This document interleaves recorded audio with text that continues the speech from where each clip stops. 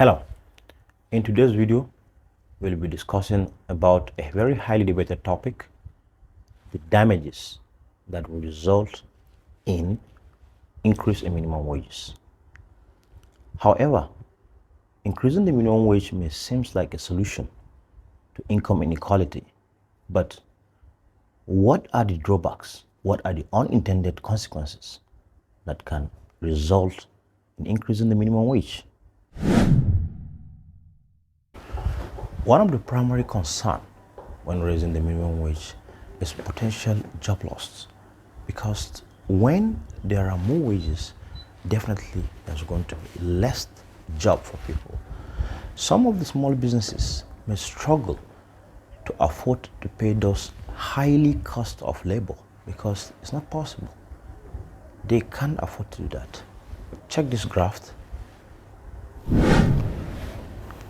And more particularly, small businesses, they are the ones to struggle the most because they cannot afford high labor costs, which result in less hiring or even layoffs. Yes, some people may be asked to leave the job. And when that happens, that is definitely something that none of us will want. Because when people have no jobs, they have to live one way or the other. As a human being, we all have our needs. A human being always have two categories in terms of living. It's either you are productive or you are just a liability. When you are productive, you are responsible. You have a job, you can earn a living, make your life.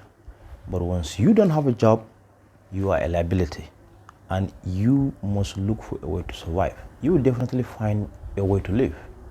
And by doing that, you will just be a liability who will live on welfare, either of the government or of people around them, which will just keep on bringing more problems to the economy.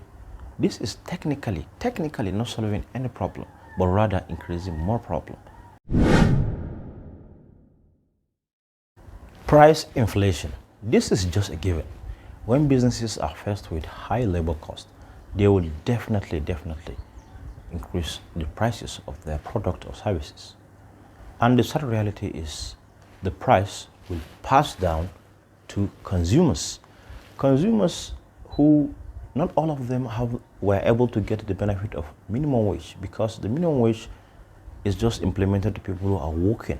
But as a person who is not working, how can you manage that? People in the community are not eligible or able to get that minimum wage because some people are even unemployed. How could they cope with the rest of price? It's just so frustrating, and it's going to bring more calamities, more damage to the community and the entire economy of the nation.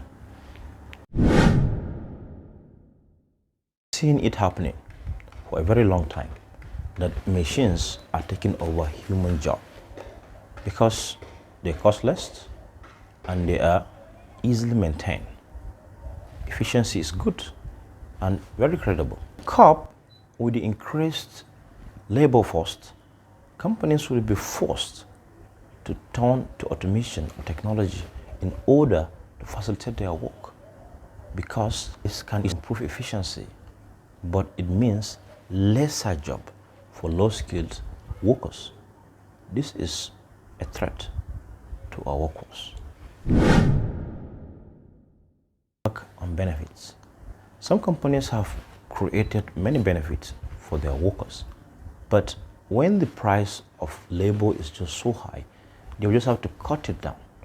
Some benefits like health insurance, wardrobe allowances, house allowances, and some few more. These are going to go away because the company cannot afford to pay more wages and maintain those benefits. In cases, businesses tend to lower the working hours of employers because they cannot cope with what they have to pay per hour. Example is someone who works for 8 hours a day. The company may decide to say, okay, now you have to work for just 5 hours, and probably the workload may even be the same. But at the end of the day, he is just getting the same amount of money. And after all, everything in life have inflated in price. Raising the minimum wage aims to improve the life of low-income workers, but a balance should be found that will support the workers as well as the companies, so that such unintended consequences may not occur. For joining us today to explore this complex issue, we encourage you to give your thoughts on the comment below and have a very dialogued and respectful debate down there. Thank you again. Don't forget to subscribe and like. In the next video, we will explore the way forward and what can we do to curb and cushion with this problem of the economy.